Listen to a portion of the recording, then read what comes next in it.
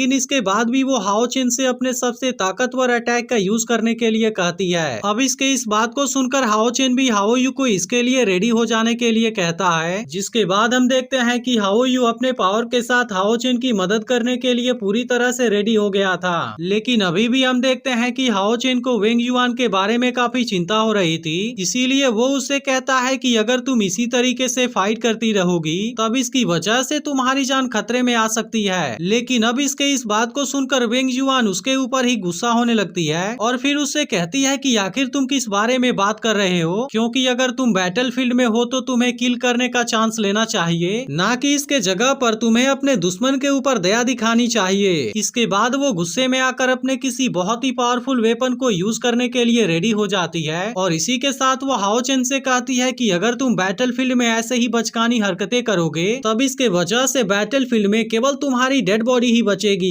इसके बाद हम देखते हैं कि वेंग युआन अपने किसी बहुत ही पावरफुल वेपन को यहाँ पर समन करने लगी थी, जिसके पावर को देख अब यहाँ के सभी लोग काफी हैरान होने लगे थे, क्योंकि इस मैच में जीतने के लिए वेंग युआन अपनी जान की बाजी लगाने के लिए भी रेडी थी। इसके बाद हम देखते हैं कि अब यहाँ पर कोई बहुत ही पावरफुल एनर्जी क्रिएट होने लगी थी, जिसे देख अब हाओ यू भी काफी परेशान हो जाता है। लेकिन असल में हाओ चेन को भी इसके बारे में कुछ पता नहीं था, क्योंकि पिछली बार वेंग युआन ने अपने इस वेपन को बाहर नहीं निकाला था। तभी हम देखते हैं कि हाओ चेन की तलवार अचानक से वाइब्रेट करने लगती है और इसके अलावा यहाँ पर जितने भी लोग होते हैं उनके वेपन भी वाइब्रेट होने लगते हैं। अब इस बात से ये सभी लोग भी काफी हैरान हो गए थे और इनको समझ में नहीं आ रहा था कि आखिर यहाँ पर हो क्या रहा है। लेकिन हम देखते हैं कि यहाँ के एक मास्टर को इसके ब्रेथ के बारे में पता चल गया था और वो पहचान गया था कि यह चीज क्या है। तभी अचानक से एक बहुत ही पावरफुल शील्ड यहाँ पर आ जाता है और इसके अंदर से बहुत ही पावरफुल प्रेशर बाहर आता है। अब इसे देखते ही हाओ यू हाओ चेन को किसी तरह से इसे जख्मी होने से बचा लेता है। लेकिन हम देखते हैं कि इसकी एनर्जी सच में बहुत ही ज्यादा पावरफुल थी, क्योंकि वो यहाँ के फील्ड के वॉल को भी तोड़ देती है, जिसके बाद इस शील्ड के ऐसे पावर को देख सभी लोग काफी हैरान हो गए थे।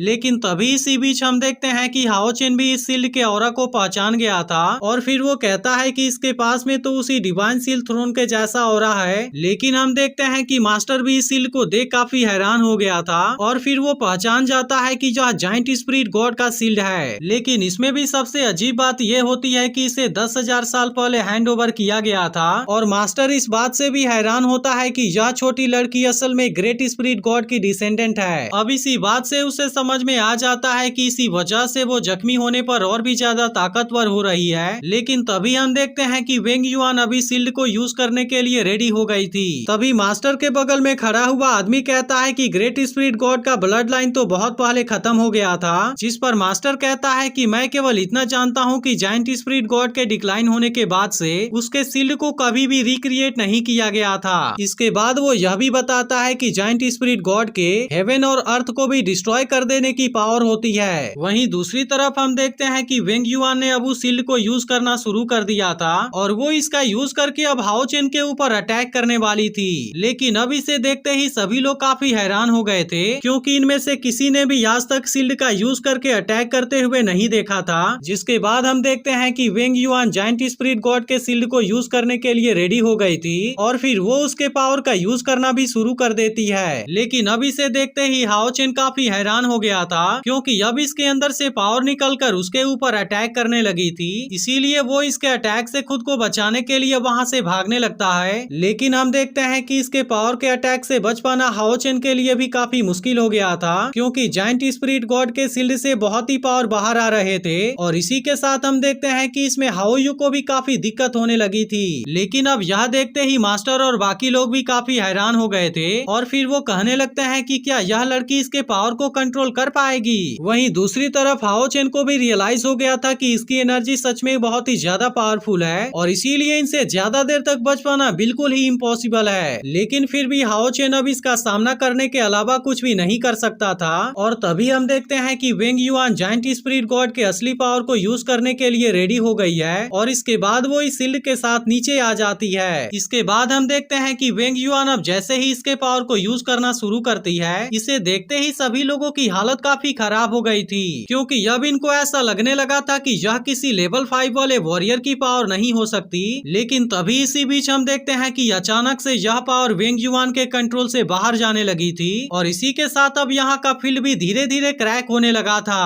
अब इसे देखते ही मास्टर काफी परेशान हो जाता है और वो वेंग युआन से इस मैच को यहीं पर रोक देने के लिए कहता है। लेकिन हम देखते हैं कि वेंग युआन इस मैच में जीतने के लिए कुछ भी करने के लिए रेडी हो गई थी, इसीलिए वो इस मास्टर के बात को भी मानने के लिए रेडी नहीं होती है, जिसके वजह से इस मास्टर को अब वेंग युआन के ऊपर बहुत ज्यादा गुस्सा आने लगा था। अब इस वक्त हम देखते हैं कि जायंट स्पिरिट गॉड के शील्ड की ताकत और ज्यादा बढ़ गई थी और इसके बाद वेंग युआन इसके पावर का यूज करके हाओ चेन के ऊपर अटैक कर देती है। लेकिन अब इसे देख हाओ यू भी अपने असली रूप में आ जाता है ताकि वो अपने पावर का यूज करके हाओ चेन को जख्मी होने से बचा सके। अब इसी बात का फायदा उठाकर हाओ चेन भी अपने स्पिन ड्रैगन स्वॉर्ड का यूज कर देता है और इस तरह से वो वेंग युआन के अटैक को रोकने में कामयाब हो जाता है। अब इसे देखते ही ये सभी लोग भी काफी हैरान हो गए थे और इसी के साथ आज हाओ यू भी सबके सामने अपने असली रूप में आ गया था, जिस बात के वजह से इन लोगों की हैरानी और भी ज्यादा बढ़ गई थी। वहीं दूसरी तरफ हम देखते हैं कि वेंग युआन की मदद के लिए मास्टर उसके पास में आ गया था और फिर वो उसे कहता है कि तुम अभी केवल लेवल 4 वाली वॉरियर हो और इसके बाद भी तुम जायंट स्पिरिट गॉड के शील्ड के पावर को कंट्रोल करना चाहती हो।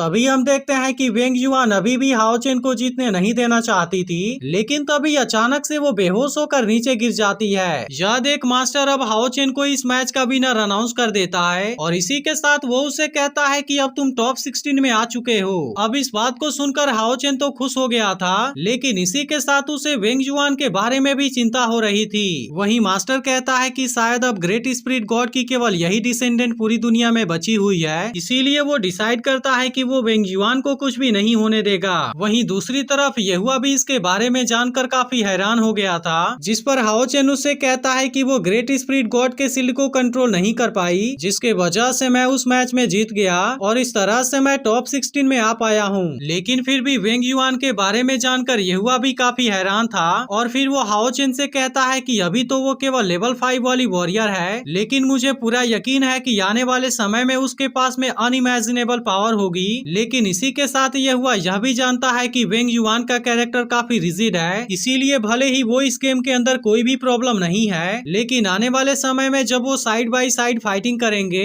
तब इस बात से येहुआ को लगता है कि यही चीज सबसे बड़ी डिसएडवांटेज होगी। यह सुनकर हाओ चेन उससे पूछता है कि क्या वो एक अच्छी टीममेट नहीं है, जिस पर येहुआ उससे कहता है कि डीमन हंटिंग ग्रुप इतना भी आसान नहीं है और इसके बाद वो उसे टीममेट को चूज करने के बारे में बताने लगता है। लेकिन तभी अचानक से हानियू भी यहाँ पर आ जाता है, जिसको यहाँ पर देख हाओ चेन भी काफी हैरान हो गया था और उसे समझ में नहीं आ रहा था कि वो यहाँ पर क्या कर रहा है। लेकिन इसी के साथ हम देखते हैं कि हानियू इस वक्त काफी इमोशनल लग रहा था और फिर वो अगले ही पल